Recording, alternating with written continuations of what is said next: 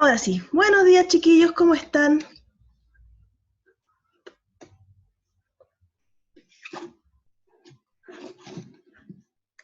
Parece que se fueron. Hola, profe. ¿Cómo están? ¿Cómo los han tratado estos días de cuarentena máxima?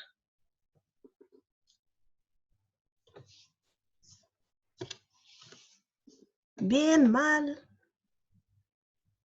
aburridos, estresados? Malardo, ¿por qué, Nela? ¿Qué le pasó? Sí, lamentablemente mucha lectura. Bueno, eso siempre, sea presencial o sea así en este modo, la vida universitaria está topada de lecturas. Y lamentablemente no voy a hacer la excepción, porque también les voy a tener que dejar tarea. Pero bueno, vamos a... Mi papá está en cuarentena, ahora no tiene su PC. Ah, está con... ¿Cómo se llama? Con el celular solamente. Pucha, qué fome. A todo esto, ¿cómo están chiquillos con el tema? Sí está. O sea, me di cuenta y no sé si subí hace un rato, así que tiene que estar, más le vale. Eh, Me falta subir el video, si está, no sé qué sé, no, la mala costumbre o la falta de costumbre de esto de los videos que los grabo y después se me olvidan que existen. Así que les pido disculpas por eso. Pero existen. Eh, ¿Qué les iba a decir? Ah, ya, con tema de conectividad, así cómo están en ese tema. Si hay alguno que tenga problemas con el computador o algo así, es decir, que no tenga computador para trabajar por ahora. Eh, En el caso de trabajos, talleres, si no tienen la posibilidad de hacerlos en el PC, bueno, no se preocupen, siempre hay alguna u otra manera de hacerlo, ¿ya? Si no se puede, pucha, por último a mano, bien clarito escrito y ¿cómo se dice? Le sacan fotografía y lo mandan. Ya no se hagan problema en que tenga que ser sí o sí hecho en Word en el caso de que llegase a requerirse algo de redacción, algo más extenso, y no tienen cómo recurrir a la mano nomás, ¿ya? Ahí a las prácticas medievales de la escritura manuscrita. Como digo, solamente que lo hagan con letra legible, ¿ya chicos? Bien. Eh, Refresquenme la memoria chicos, ¿qué alcanzamos a ver la última clase? Porque con el tema de la cuarentena, el día jueves y miércoles se suspendieron muchas clases, así que ahí se me descompaginó el cerebro también.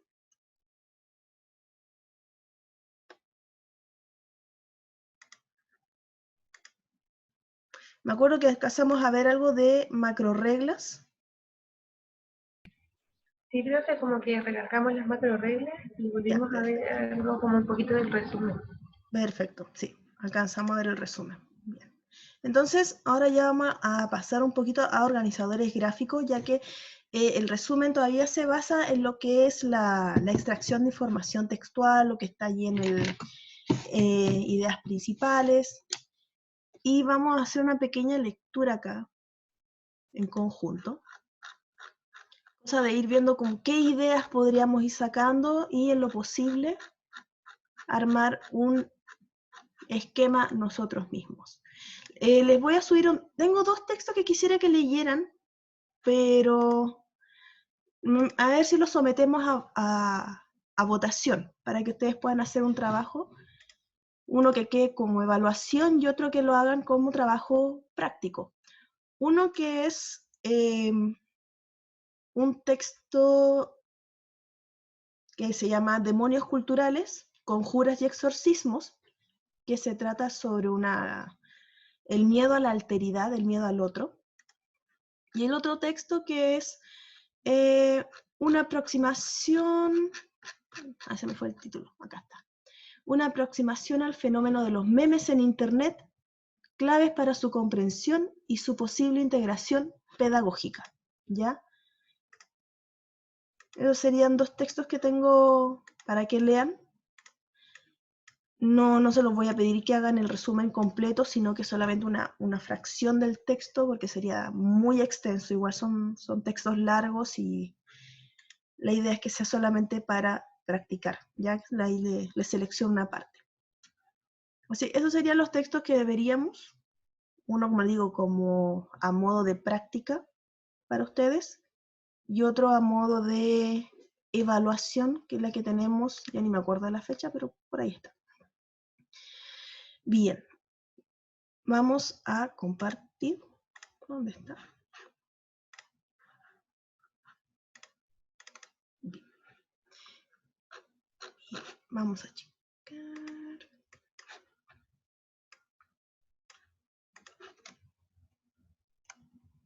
Bien. Ya habíamos alcanzado entonces a ver esto, un poco del resumen, que es el texto. Ya me sale que la red es inestable. Vamos a sacar algunas cosas.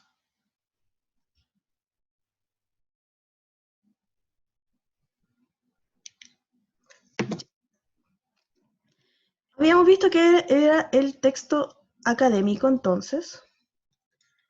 ¿Cuáles eran las posibles problemáticas que podíamos enfrentar al momento de la lectura?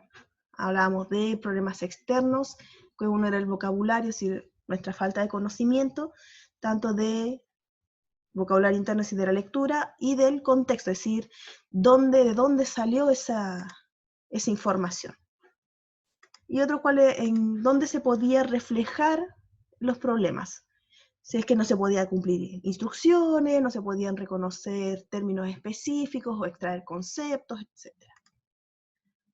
Y acá las causas: problemas de atención, concentración, limitaciones de vocabulario, etc. Bien.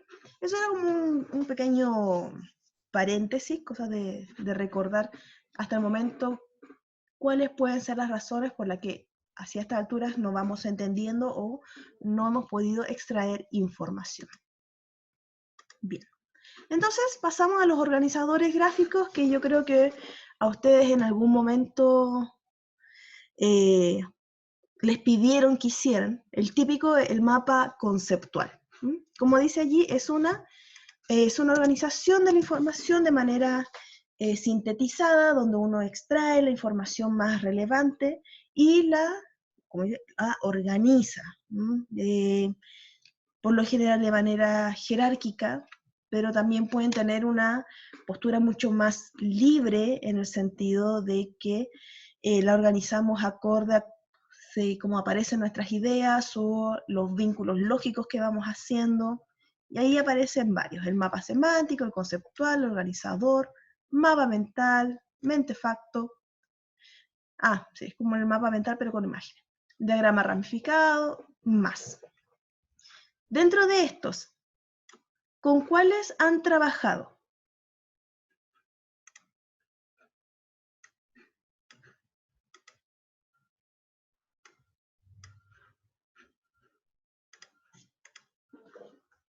¿Mm?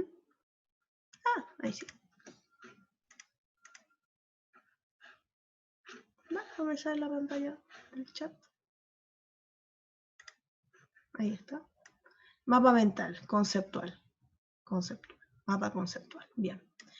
Consulta, antes de entrar al mapa conceptual. ¿Cómo los hacen?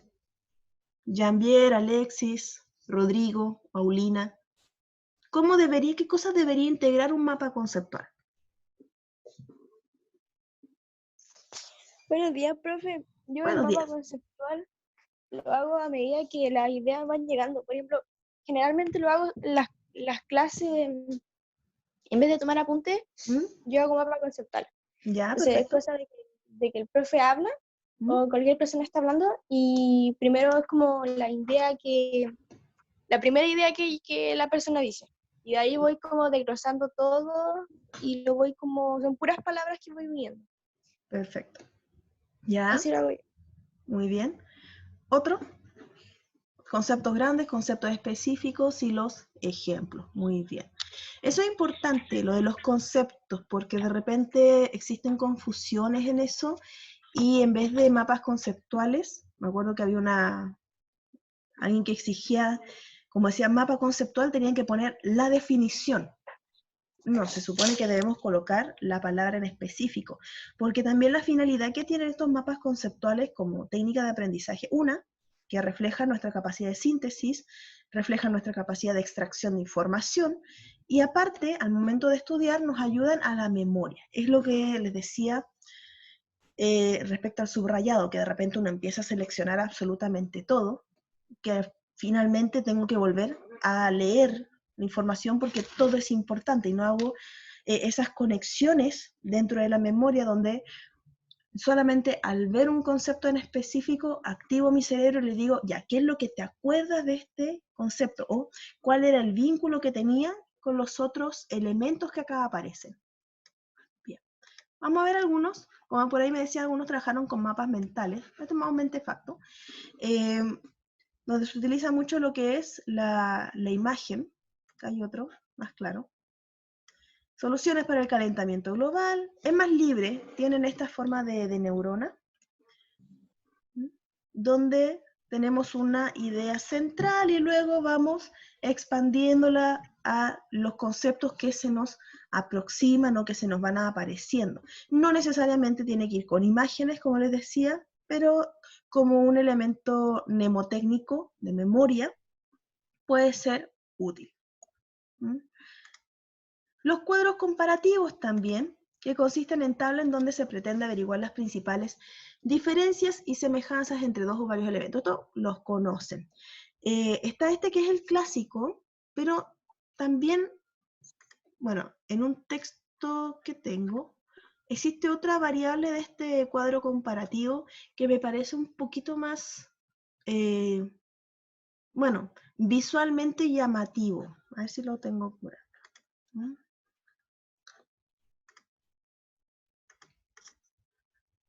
Acá. Este es el de Beas. Se los voy a compartir al tiro. Acá. Ahí está. Ahí está el de Beas y compañía.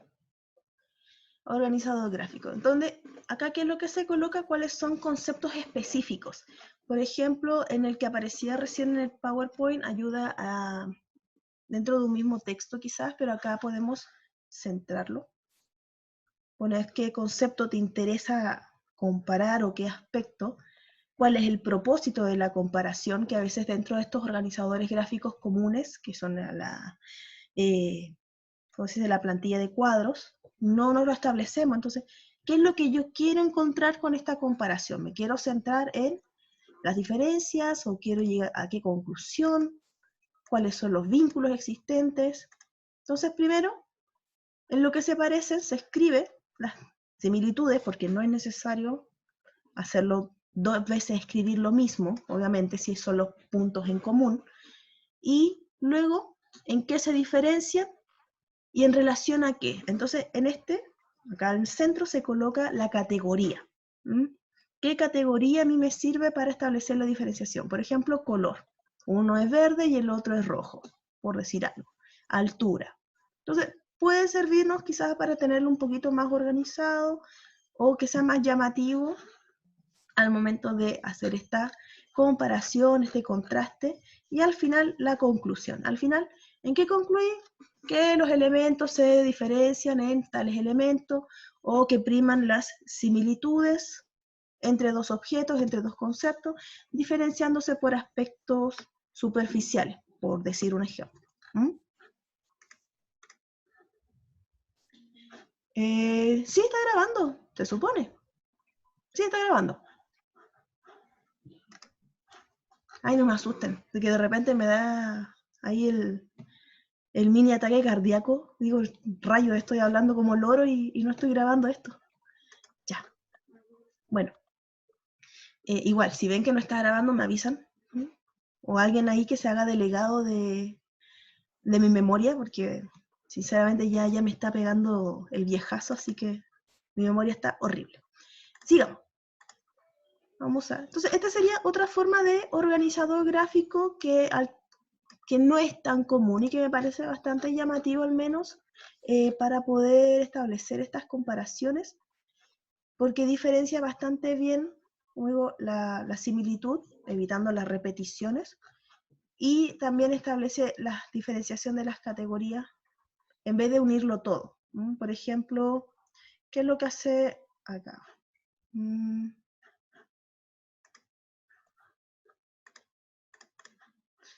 Aquí. ¿Qué es lo que hacemos acá? Entonces solamente ponemos el objeto y las categorías.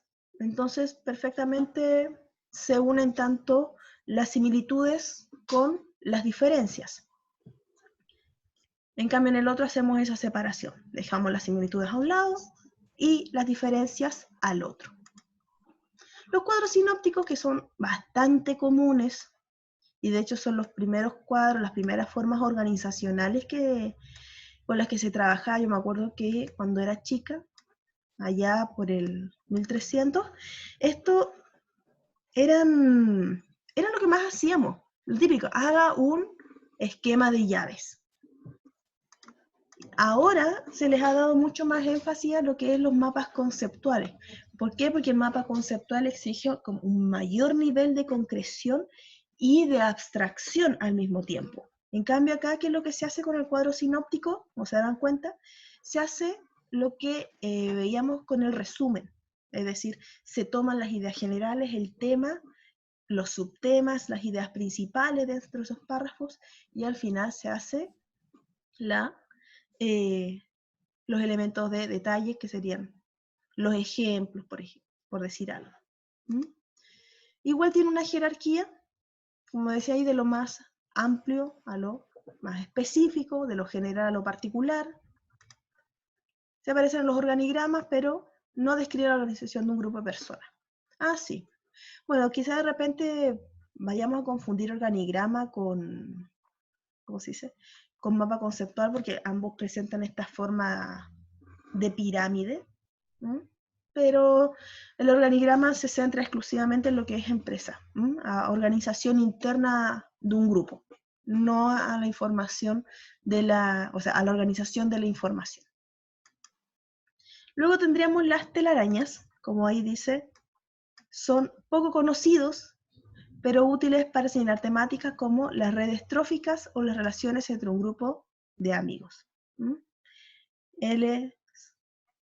Aquí entonces vemos perro tiene una relación con mamífero, el mamífero se une con la vaca es un cuadrúpedo, que otro animal es un cuadrúpedo, y se van uniendo.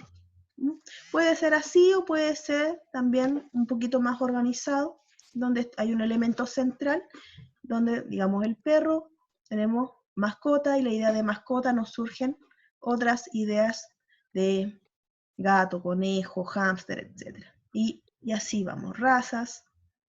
Este un poquito más, casi como de lluvia de ideas, cómo se relacionan internamente. Dice las telarañas se diferencian de los mapas conceptuales porque son esquemáticas sin recurrir a conectores para facilitar su lectura en voz alta. También son diferentes de los mapas de ideas porque en las telarañas sí hay jerarquía. ¿Qué sentido hay jerarquía? Que hay un concepto central que va a darle la organización, o va a ser el eje que va a ir marcando el orden de las ideas o de las características que vamos a tratar de explicitar y de relacionar con ese ejemplo. ¿Tú no viste que estaba listo?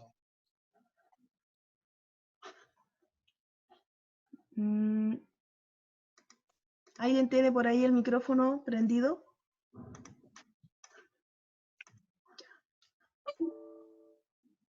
Bueno, luego la rueda de atributos, que yo creo que también la han visto bastante, es muy simple. Es como una primera fase de la telaraña, por decirlo. Pero solamente nos sirve para colocar nuevamente un concepto central y luego de los temas. Nos puede servir como una primera fase, como un esquema de borrador cuando queremos hacer un trabajo, un informe escrito y ver cuáles son los elementos o los conceptos que quiero abordar o que se incluyen dentro de una temática en específico. Bueno, como dice ahí, es más simple, es muy útil en el ámbito de la educación, ya que si se presenta en blanco ayuda a los alumnos a sentirse motivados. Es más fácil, por lo mismo más sencillo. Vamos a ver si trabajamos con eso. Este me parece bastante interesante, el diagrama de Ishikawa. No sé si lo vieron antes o les suena por ahí. El diagrama de Ishikawa o de espina de pescado.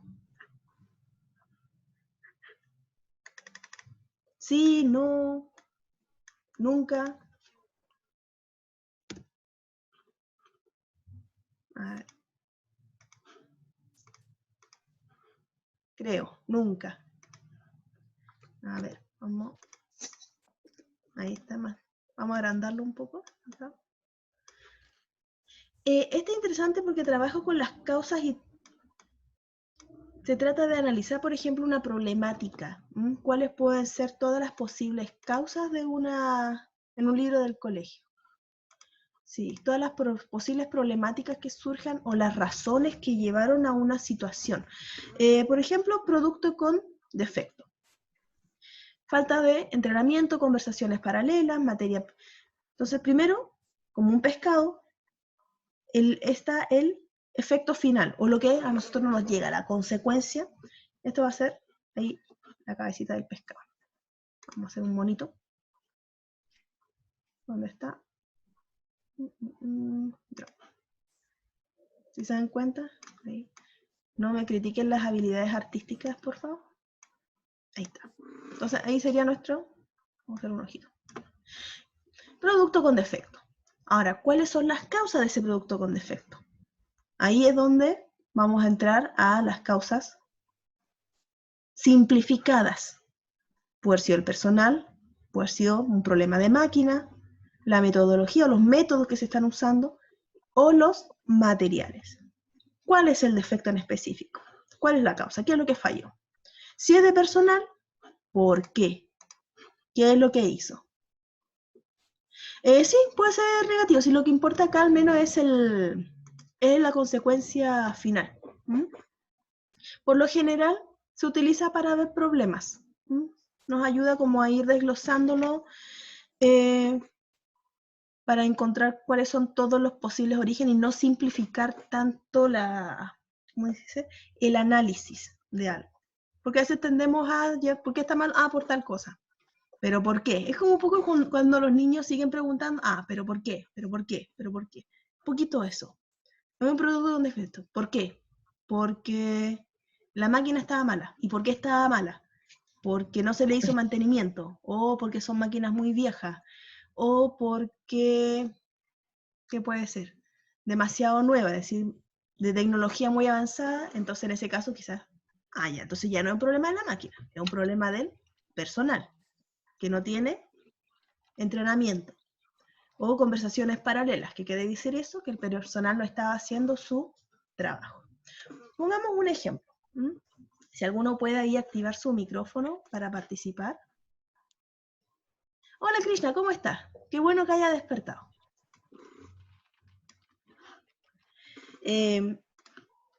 Vamos a quitar acá mi pillo dibujo, mi cosa bella. Ahí está. Pensemos entonces en alguna problemática actual. A ver, denme ideas. A ver, chiquillos, problemáticas que ustedes observen ahora.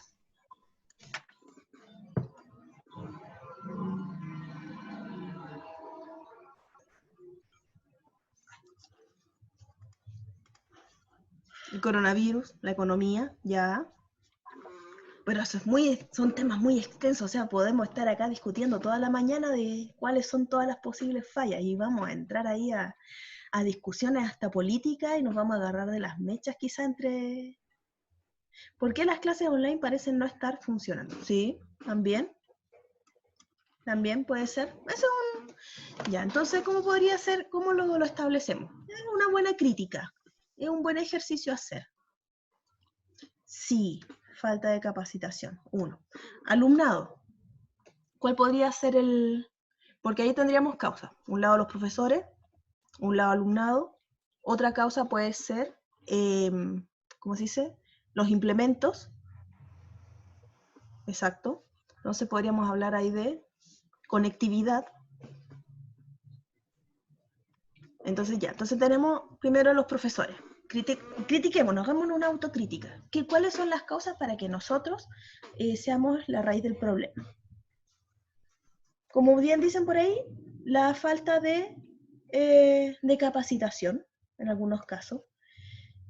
Otro puede ser el rechazo al cambio, porque también existen profesores que se niegan a adaptarse a las nuevas tecnologías y que es lo que se dedican a hacer, simplemente a mandar documentos y listo, estamos. Puede ser. Otros que no saben cómo utilizar el aula virtual. Perfecto. Por parte de los alumnos. ¿Por qué puede ser que no esté funcionando? Como ahí dice también, estrés mental. Eso puede ser para ambos, tanto para los profesores como para los alumnos. Quizás también los alumnos una falta de constancia, de conectarse, de estar, de ser partícipe. Entonces, en los dispositivos ya no sería culpa de los alumnos. Pues no sería porque ahí estaríamos hablando de una causa intrínseca, es decir, de la persona. Entonces, ahí sería de materiales. Entonces, el problema sería material. Como sale acá el producto con defecto. Material, falta de dispositivos, falta de conectividad. Entonces, ahí no es que el alumno no quiera, exacto, no todos saben conectarse, entonces ahí sí sería por parte del alumno, falta de conocimiento. Excelente. Lo otro puede ser, bueno, los métodos, considero, hasta el momento que las clases presenciales y las clases online no difieren mucho en el sentido del método, por el hecho que seguimos haciendo esta cátedra, se sigue haciendo esto de la participación, de la conversación. Lo que sí difiere es de la posibilidad del feedback, eso de... Sí, en el caso de los laboratorios sí, ahí está el problema. Pero en el caso de cátedra, donde, por ejemplo, a nosotros, ¿qué es lo que nos afecta? El taller, la ejercitación directa. Porque, aunque sea escrito, igual la idea sería estar ahí viendo cómo ustedes avanzan, cómo trabajan cada uno, poder resolver las preguntas in situ, que no se da. Entonces, también ahí hay una noción de que el alumno va a poder, ¿cómo se puede decir? Contestar sus propias dudas de repente. Sobre todo cuando no es posible conectarse, porque a diferencia de la U, donde ya quizás el alumno falta a una clase, pero puede encontrar al profesor, lo puede encontrar en un pasillo, se puede explicar con el cuaderno. Aquí es más complejo. Lo físico igual hace falta porque es parte, como veíamos al principio, de los estilos de aprendizaje. Esa es una necesidad kinésica para aprender.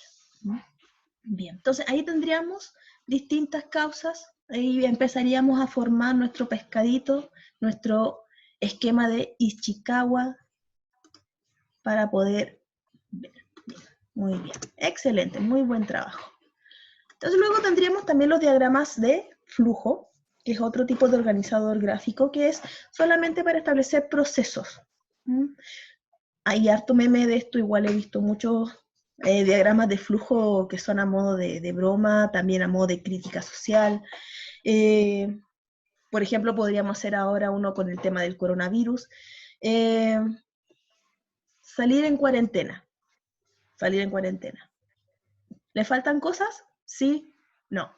Sí, pedir solicitud, permiso. No, quédese en casa. Punto. O si les faltan las cosas y son importantes. Mood de todos los días. Entonces, ahí estamos en el diagrama de flujo. Entonces, ¿hacer café? No. ¿Hay café? Sí. Como digo, es para procesos solamente, ver si algo, cuáles son las posibilidades, qué es lo que ha interrumpido ese proceso y también ir identificando las causas, el internet. ¿Sí? Va la pebra zip. No sé si está invocando algo, Krishna, no. Ah, ya. No sé qué es pebra. Ah, vale, pebre. Ok. Quiero café. No estoy de acuerdo yo con este diagrama de flujo. Para mí hay café hecho, sí, y nada de azúcar. No sé si acá hay gente del team del café amargo o son todos azucareros. ¿Ninguno? Qué triste. Me siento sola. Ah, ya usted, muy bien, ya. Krishna es de las mías. Dicen que los que tomamos el café amargo somos psicópatas. No sé si sea un buen dato de decirles eso, pero se dice, no lo creo. Todavía no tengo rasgos psicopáticos, solamente es una preferencia. Con azúcar hasta la muerte. Nicolás, sus quequitos mágicos. Lo que usted haga en su tiempo de esparcimiento, bien, pero en la clase no. Ya, porfa, porque no sé con qué comentarios pueden salir y esto después va a quedar para la posteridad. Y me voy a reír mucho. Ya, siga. Bueno, entonces eso es bastante simple. Hay otro ejemplo, los mapas conceptuales. Esto sí que por lo general cuesta bastante cuando no hay práctica. ¿Qué son los mapas conceptuales? Bueno, las características, como dice ahí, es una relación jerárquica donde vamos del concepto más amplio, el más general, que va a ir arriba, hacia los específicos, como bien me decían recién, que son los ejemplos.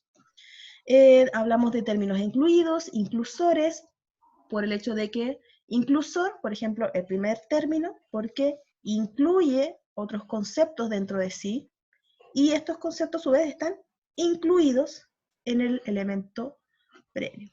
Y va desde la abstracción hacia la concreción.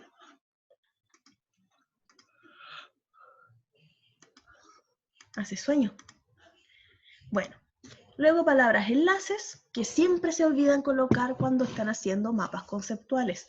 Las palabras de enlaces son esas frasecitas pequeñas, conectores, como dice ahí, conjunciones, pero no conceptos, ¿ya? Puede ser hasta como digo, una frase nominal, una frase verbal, pero no conceptos. No, por otro lado, no se puede, porque, bueno, ¿por qué tienen que estar estas palabras enlaces? Porque van a permitir establecer los vínculos de sentido, es decir, cuál es la relación que tiene el concepto superior, el inclusor con el incluido. Está hablando de compañía, está hablando de herramienta, de lugar. Los mapas para leerse en voz alta, ¿no? No necesariamente. Es que los mapas conceptuales son una activación de la memoria esencialmente, es decir, me ayudan a sintetizar y achicar la información, pero tienen mucho más relación con el trabajo personal. Como dice ahí, acá, una pluralidad de voz alta, perdón, de tema propuesto, tema dado, y va a haber una pluralidad, es decir, yo les puedo dar un texto y cada uno me puede dar un mapa conceptual distinto porque cada uno selecciona un elemento diferente. Es decir, por eso es importante establecer cuál es el propósito al momento de hacer cualquier cosa. Al momento ya sea de escribir, al momento de hacer un resumen, al momento de hacer un mapa conceptual. ¿Qué es lo que yo quiero extraer? Porque imagínense que quieren hacer un mapa conceptual de un texto que tiene 15 páginas. Va a ser gigante si es que empezamos a seleccionar absolutamente todo. ¿Mm? Entonces, ¿qué es lo que yo quiero sacar? ¿Cuál es mi intención? ¿O qué concepto en específico me voy a centrar? La idea es que obviamente nunca se repitan. Por otro lado, los mapas conceptuales, como digo, pueden ser muy simples. Ahí es, ¿cuánto tenemos? 1, 2, 3, 4 niveles solamente. Vamos a agrandarlo un poquito más. Mapa conceptual, acá tenemos el concepto más amplio, el abstracto. No vamos a confundir concepto con palabra, que no es lo mismo. Acá tenemos el conector o la palabra enlace, es una. Si se dan cuenta, no hay ninguna ningún sustantivo, ningún concepto. Es una estrategia de aprendizaje. Sus elementos, sus características, mal escrito ahí, no lo hice yo, son conceptos, proposiciones, palabras clave. Las características, el impacto visual, la jerarquización, simplificación. Impacto visual, como para los que son visuales también, el mapa conceptual es bastante útil, ya que les va a servir para hacerse una idea, poder captar todo el texto, o lo que les interesa del texto, con una sola mirada. Y el mismo concepto de mapa conceptual, acá también está trabajado con mucho más detalle. No sé si lo pueden apreciar bien. ¿Está? Entonces tenemos la idea del mapa conceptual, pero representan conocimiento organizado que incluye sentimiento o afecto asociado, se añade conceptos, se pierde quizá un poquito acá esa estructura tan piramidal que veíamos en el anterior, pero sigue siendo jerárquico. Todos estos conceptos dependen de uno previo. Bien. Bien. Entonces, estos serían los mapas. Quisiera que leyésemos un texto. A ver, ¿dónde quedó? Este. A ver qué podemos hacer con el primer párrafo, un pequeño mapa conceptual, así, muy chiquitito.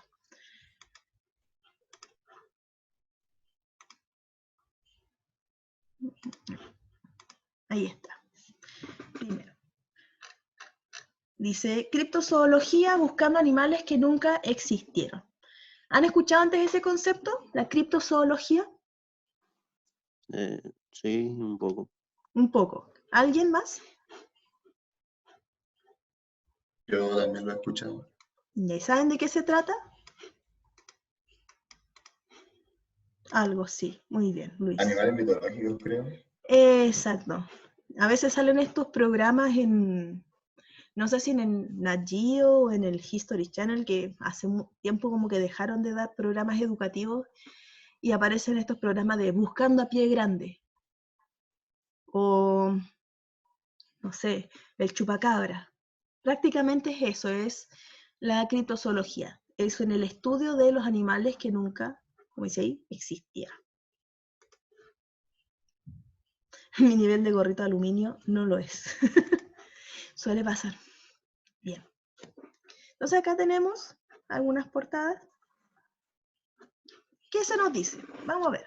La criptozoología hubiera sido impensable antes del siglo XVIII. Por lo tanto, ya con esta primera frase, nosotros vamos a entender que el primer concepto va a ser criptozoología. Esto va a ser nuestro concepto principal, el más abstracto y el que vamos a tener que ir. El monstruo de espagueti volador gigante. Sí. Probablemente, bueno, todavía ese monstruo se entiende como una broma, el pastafarismo, si no me equivoco. Pero quizás a futuro lo puedan tomar como una especie de, ¿cómo se dice? Una especie de análisis. De hecho, creo que todas estas cosas así de la cultura popular son bastante interesantes de analizar. ¿Ah? Podrían tomarlo en cuenta para un trabajo, el trabajo final que tenemos que hacer para lo de escritura. Esa temática de, como dicen ahí, el monstruo de espagueti volador, aunque yo sé que ustedes lo dicen como un chiste, es interesante porque es una crítica, al final, es una crítica a las religiones establecidas. ¿Mm? Es decir, cómo uno puede empezar a plantear cultos o creencias a partir de cualquier noción, por ridícula que pueda parecer. ¿Mm? Entonces, desde una perspectiva, desde su carrera, me parece bastante interesante. Cthulhu, bueno, Cthulhu tiene un origen literario. ¿Mm? Tiene un aguante. Loca. El chayanismo.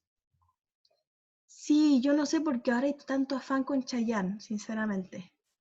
Hay algo que era para mí, que era un asunto ya de mi madre. Veo que hay chiquillas bastante jóvenes que aún así siguen amando a Chayanne.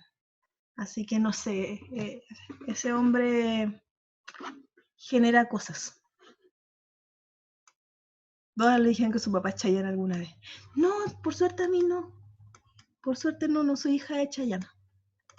No me molestaría, pero no lo soy.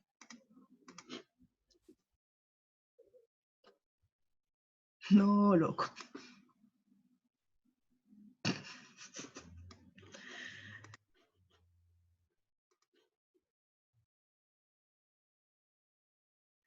Mi papá se disfrazó de él para la U. Hay fotos.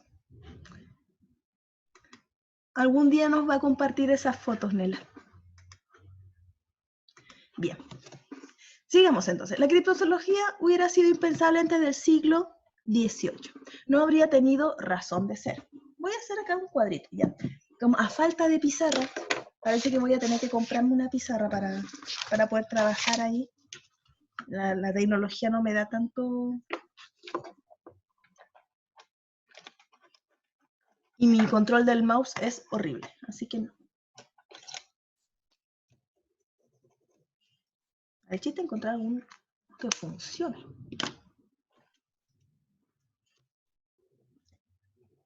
No.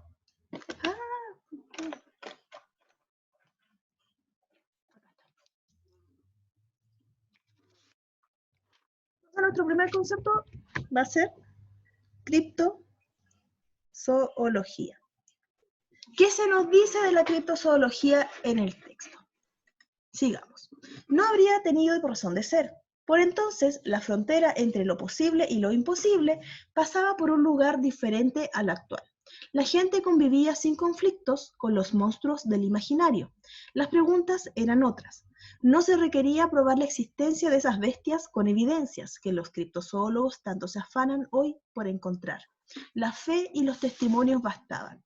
Pocos cuestionaban la presencia real, objetiva, de esos seres animales y animales extraños. El catálogo zoológico no solo era laxo. ¿Qué es laxo, chicos? Vocabulario, sus dibujitos al paint. ¿Ya? Flexible, relajado. Muy bien. Se acepta flexible. No solo era laxo, sino también indefinido. Abierto a recibir fantasías de todo calibre. Hombres salvajes de los bosques, licántropos, vampiros, dragones. Esto aquí nos va a servir como ejemplificación, ya que es un elemento muy concreto. Lo vamos a marcar. ¿Marco o no marca?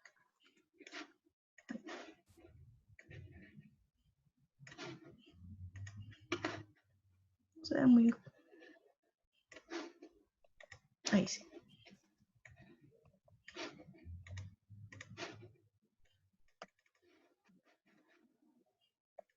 Luego dice, incluso brujas y fantasmas. No eran objeto de cuestionamientos. Estaban entre nosotros. Componían una parte de la realidad. Oculta, sí, pero tan cierta como los inmensos bosques que poblaban la Europa de aquellos días previos al iluminismo y la modernidad derivada.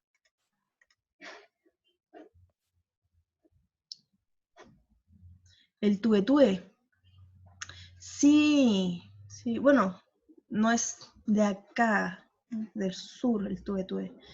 Tuetue sigue tu camino, algo así. La Llorona, una madre. Sí, me acordé que fui a ver la película de La Llorona.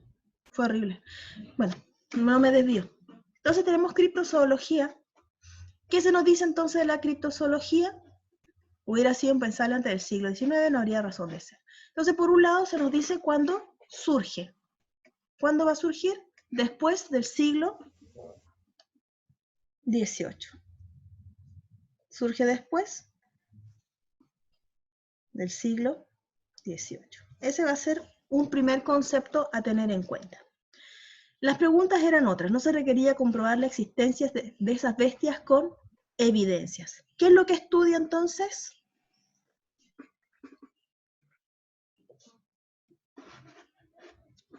Estudia monstruos.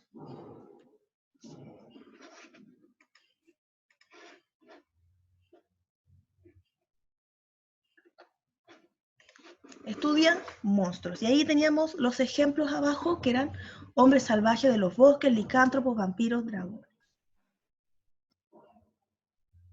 Vamos a poner licántropos, porque son demasiados los ejemplos que da. Vampiros, dragones. Bueno, a mí me gusta este tema, es interesante. No creo que existan, pero es como, ayuda mucho para la imaginación. ¿Qué más se nos dice de la criptozoología?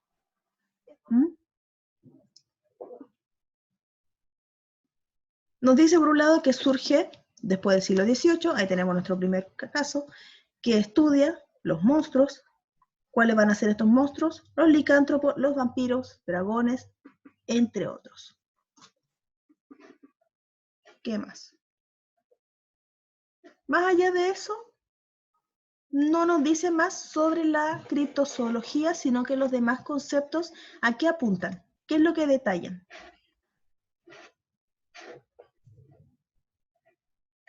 Dentro de este primer párrafo, ¿qué es lo que se detallaba?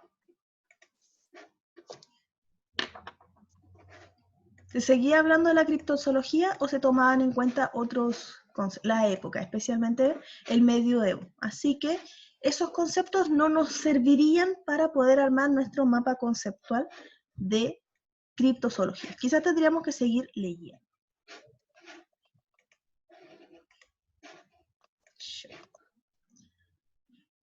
Como dice, por consiguiente, los autodenominados criptozoólogos, al basar sus pesquisas en antiguas leyendas, mitos, rumores locales, testimonios inciertos y fuentes de dudoso origen, cometen el peor de los pecados en el que un investigador puede caer, el anacronismo. Entonces, la criptozoología sería anacrónica. Y ahí podemos agregar otro concepto a nuestro mapa. Es decir, juzga la taxonomía zoológica actual con criterios de otras épocas y viceversa. Creen que la taxonomía antigua se elaboró con idénticos criterios a los que hoy existen. Siendo así viable la opinión, extendida por cierto, de que detrás de cada mito y o leyenda a las que aluden hay un hecho objetivo que se condice con la realidad. Bien. Entonces, solamente centrándonos en esos dos párrafos, como digo, porque si no vamos a caer en un ejercicio muy extenso, podríamos hacer ya nuestro mapa conceptual. Sabemos que la temática que va a tratar el texto es la criptozoología, por lo tanto, el primer concepto que nosotros deberíamos tratar de establecer en el mapa sería, obviamente, criptozoología, esta pseudociencia, y empezar a definirla. ¿Qué se nos dice la criptozoología? El momento en que surge, si bien no es específico, porque se nos dice que es impensable antes del siglo XVIII, sí se nos da a entender que surge después del siglo XVIII, es decir, cuando ya existe un método científico establecido, está el positivismo, el empirismo. Luego se nos dice qué es lo que estudia, si bien tampoco se dice tan directamente, sino que se va a entender que las preguntas, las fe y los testimonios bastaban.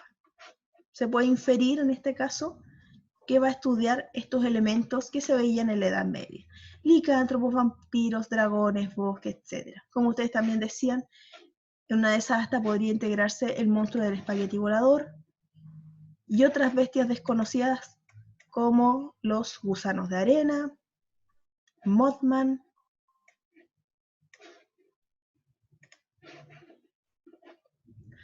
Lucho Gara.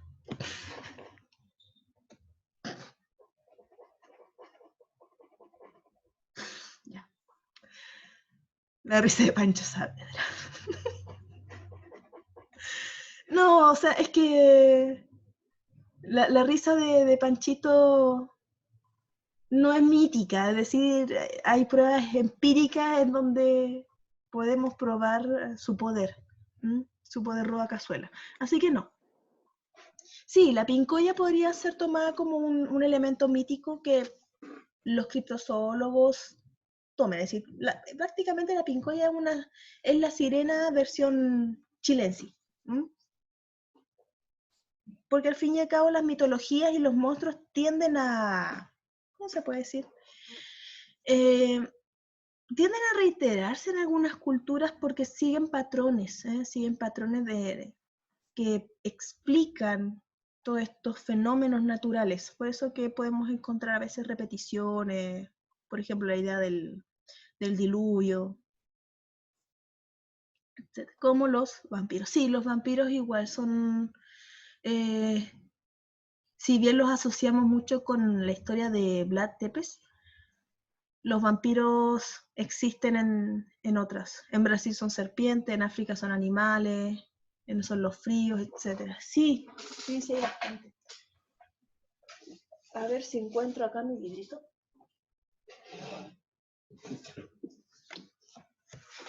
Acá tengo un librito de criptozoología. Hay bastantes, por ejemplo, los unicornios también, como decía, Pie Grande, el Yeti. Hay bastante acá. El que me llama la atención era otro. Bueno, acá tenemos las famosas sirenas que recién decían. No sé si se podrá ver. Wendigos. Ese no lo ubico. Me suena, pero no lo ubico. Bueno. En fin, entonces ahí podemos ir viendo algunas características del mapa conceptual. En el caso de el esquema de llaves, también podríamos trabajarlo con este texto, pero tendríamos que ir tomando las ideas principales de cada texto. Por ejemplo, ¿cuál sería la principal? Criptozoología. ¿Qué se dice en el primer párrafo de la criptozoología? Que surge luego del no es posible o no existía antes del siglo XVIII. ¿Por qué? Porque no se dudaba de la existencia de seres mitológicos y específicos, los hombres salvajes, fantasmas, brujas, etc. El mapa conceptual es mucho más específico, a diferencia de el de llaves, que va a ser o se va a basar en oraciones, en frases completas. Bien, entonces eso sería, como les digo, les voy a dejar ahora, les voy a subir, que no se me olvide, ahora ya, un texto, les decía, para que trabajen, y el otro va a ser para evaluación. Profe, esos textos que usted dice los va a subir a iLearn. Sí, ahora ya, y a Intranet, a los dos, por si acaso. Porque no sé cómo están, si todos están accediendo a iLearn o no. O si hay alguien que esté presentando problemas. ¿Ustedes saben, chicos? Como problemas en general, así con todo, con los dispositivos. Claro, o sea, problemas de que no puedan acceder a la plataforma de eLearn, que no, más allá de un tema de contraseña, sino que simplemente no les carga, una cosa así. Ah, no, yo no tenía problemas, ya. Compañera. ¿Quién más? Sí, usted, Enemic. ¿Quién es Enemic? ¿Cuál es su nombre? Bueno, sé que es Olivares, o ese es su nombre. Sí, es su nombre muy original, te voy a decir. Ya, vamos a ver acá. Voy a pasar lista, chicos, antes de... Profe, me quedó una duda. ¿Cuál de los dos textos iba a ser de evaluación? Eso es lo que quería que decidiésemos en conjunto ahí de manera democrática. ¿Cuál les parece a ustedes que puede ser más entretenido y más que tengan mayores posibilidades de hacerlo de manera correcta? Ya. ¿El de los memes? Sí, encuentro que igual que el de los memes es más sencillo. ¿no? O sea, más sencillo, más cercano. Una aproximación al fenómeno de los memes en Internet, claves para su comprensión y posible integración pedagógica. No quiero obviamente que me hagan todo el texto porque es un texto que tiene 23 páginas, va a ser eterno. La primera evaluación es hacer un resumen, esencialmente, ¿ya? Acuérdense que les iba a dar más tiempo, que no es un trabajo breve. Profe, esto iba a ser para el 5 de mayo, ¿cierto? Sí, eso va a ser más adelante. Ahora es solamente para practicar nomás. Para que vayan ahí extrayendo y después me lo entregan. No, todavía no se puede. ¿Por qué el cringe?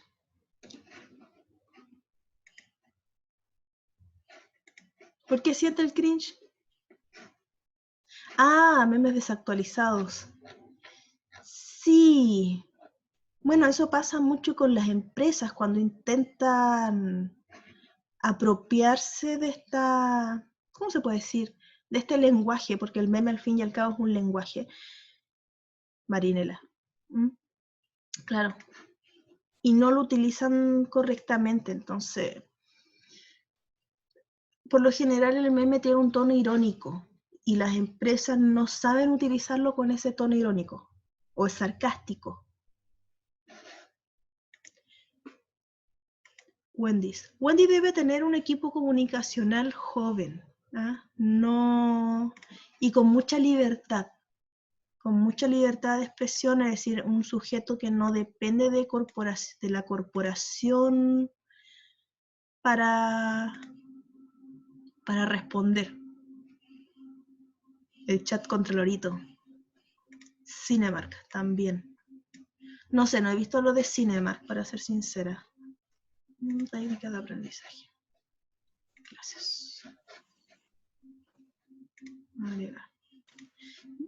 Estaba segura que había pasado acá la asistencia, pero bueno.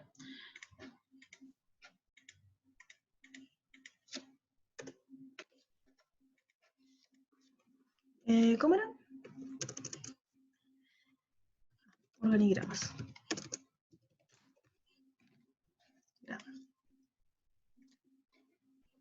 Le vamos a pasar aquí. Bien. Bueno, no puedo leer el chat, así que me van a ir diciendo presente, por favor, y los que no puedan hablar, que alguien hable por su compañero. Cristian Álvarez. Profe, disculpe que la interrumpa, igual habían dos compañeros que estaban teniendo problemas de conectividad. Para que igual lo consideren temas del... Sí, bueno, ¿cómo se dice? La asistencia no es como no es para castigar en este sentido, solamente para ver quiénes realmente están pudiendo, que no tienen problemas, esencialmente es para eso. Sobre todo ya que ahora ya estamos pasando las primeras 2 semanas donde se supone que estos problemas se están solucionando de mejor manera. Así que más que nada para eso, es un control, pero no es para, es que no está viniendo, le voy a poner el 1, ¿ya? Así que si tienen problemas, no los indiquen como presentes. El de los memes es un resumen y otro para practicar los mapas. Vamos a utilizar ambos. Les voy a dejar las instrucciones en el sistema junto con los textos, ¿ya? Así que no se preocupen para que no hayan confusiones. Y si algo no se entiende, ahí me mandan su mensajito loco. Bien, voy a pasar listas, ¿ya?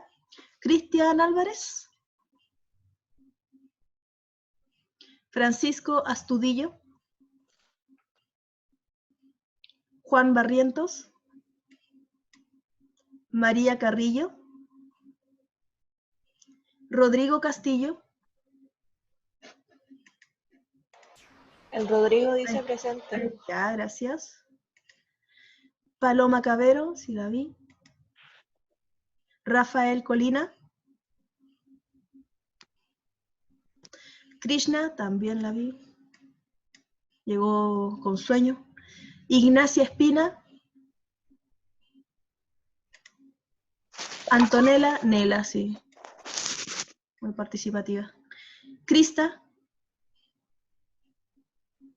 Catalina Fariña. Juan. Y ahí está, lo vi. Barrientos. Volvamos entonces. Ya quedé en Fariña. Mijael Flores. Presente. Daniel Flores. Presente. Ya. Rafaela. Presente. Francisca. Presente. Francisca González. Alexis González, igual lo vi por ahí. No era el chico de los queques mágicos, ¿cierto? No. ¿O ese era Rodrigo? Benjamín Herrera. Nico. Benjamín Herrera. Luna Jara. Edmond. Profe, estoy acá, Luna Jara. Ah, Luna. ¿Ya dónde quedó? Ahí está. Edmond.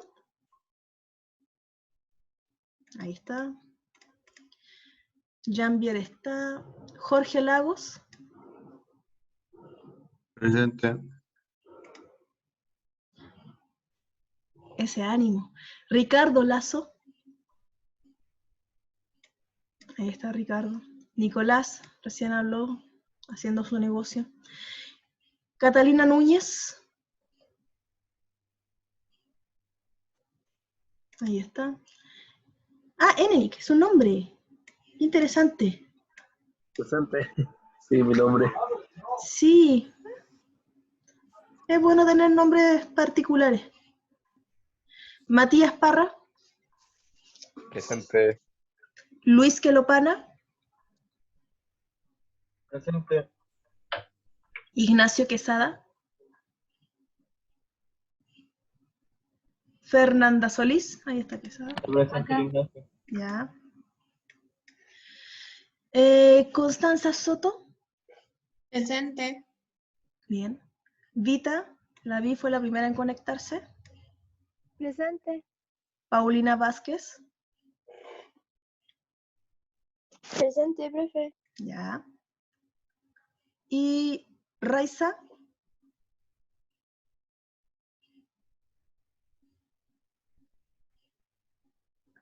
Raiza parece que no está. ¿Cómo se pronuncia? ¿Cómo se pronuncia el apellido de Raiza? ¿Alguien sabe? No sabemos, profe, porque nunca ha aparecido. Creo que apareció una sola vez. Ya. Está en espíritu.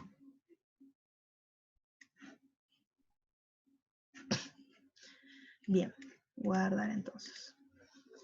Bueno, chicos, entonces ahora voy a subirles ambos textos con las indicaciones pertinentes para que no se me confundan. ¿Cuál es la idea del trabajo? Al menos la primera evaluación, que todavía falta, así que no desesperen, pero para que ya vayan leyendo con calma y no lo tengan tan encima. Como les decía, los textos, al menos para la evaluación, sí va a ser un poquito más extensa la lectura, para el trabajo más breve. ¿Ya? Bueno, chicos, estamos, los dejo libres, un gusto verlos.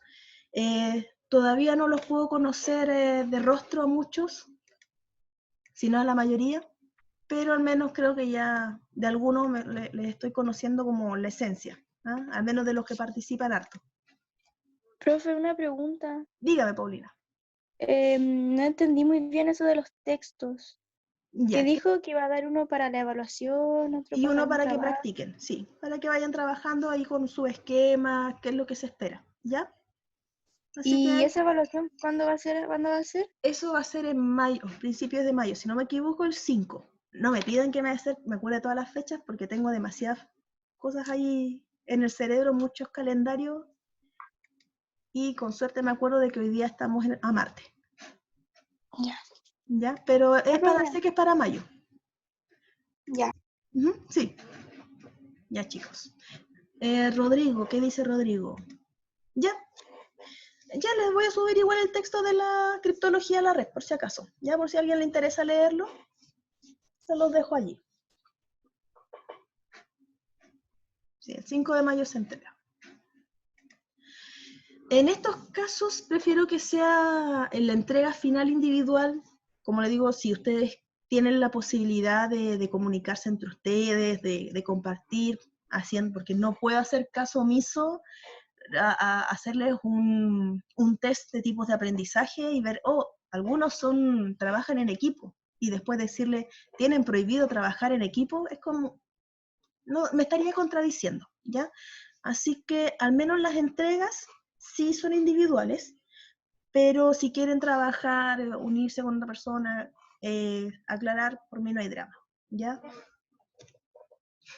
Eso sí, que no me entreguen el mismo trabajo idéntico.